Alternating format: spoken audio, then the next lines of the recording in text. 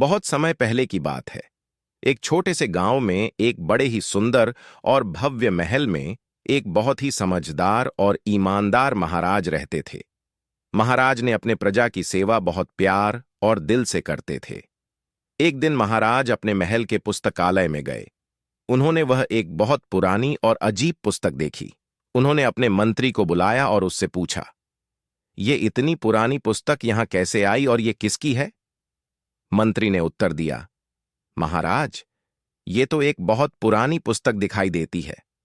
लगता है ये बहुत खास पुस्तक है। महाराज ने तुरंत उसे खोलकर पढ़ने का निर्णय किया। जैसे ही उन्होंने वह पुस्तक खोली, उन्हें बहुत आश्चर्य हुआ, क्योंकि उस पर लिखा था जादुई पुस्तक।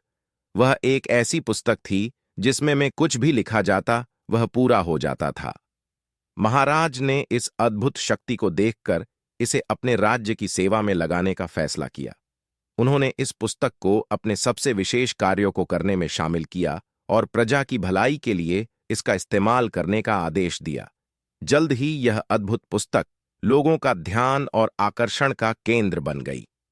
एक दिन गांव के एक गरीब लड़के मनोज ने महाराज से इस पुस्तक को देने की विनती की और महाराज को बताया कि वह पुस्तक उसके दादाजी की है, जिसे उन्होंने अपनी सिद्धियों से हासिल किया था। उसने महाराज को एक पत्र भी दिखाया जिसमें इस बात का प्रमाण था कि वह पुस्तक उसके दादाजी की है। महाराज ने मनोज को वह जादुई पुस्तक दे दी और कहा, ध्यान से इसका इस्तेमाल करना, जो भी आप लिखेंगे वह सच हो जाएगा। मनोज ने पुस्तक का प्रयोग करने का निर्णय किया। उसने अपनी मनोकामनाओं को पूरा करने की कोशिश की और पुस्तक में लिखा, मेरे लिए सबसे सुंदर और भव्य महल बनाने का सपना है। अचानक उसके सामने एक भव्य महल बन गया। मनोज को इस आश्चर्यजनक शक्ति पर विश्वास नहीं हो रहा था। वह उसे और भी कामों में इस्तेमाल करने का निर्णय लिया। उसने सोचा, मैं इस जादुई पुस्तक का इस्तेमाल लोगों की भलाई के लिए करूंगा। एक दिन गांव में भयानक डाकुओं का हमला हुआ। वे महाराज के महल पर हमला करने आ रहे थे। महाराज के अलावा मनोज भी महल में था और भी बहुत से सेवक, बच्चे और बूढ़े थे। मनोज ने भयानक हमले से बचाव के लिए तत्परता से पुस्तक में लिखा, हम सबकी सुरक्षा के लिए तत्परता से समस्या का हल निकालो, और पुस्तक ने तत्परता से हमले का समाधान कर दिया।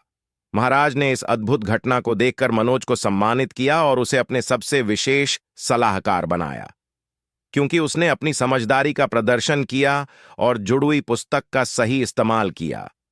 मनोज ने सबको सिखाया कि इस शक्ति का इस्तेमाल सिर्फ भलाई के लिए करना चाहिए और समस्याओं का समाधान करना ही सच्चे इंसान की पहचान है। इस तरह मनोज ने जादुई पुस्तक की मदद से लोगों के जीवन में सकारात्मक परिवर्तन लाया और खुद भी महानायक बन गया।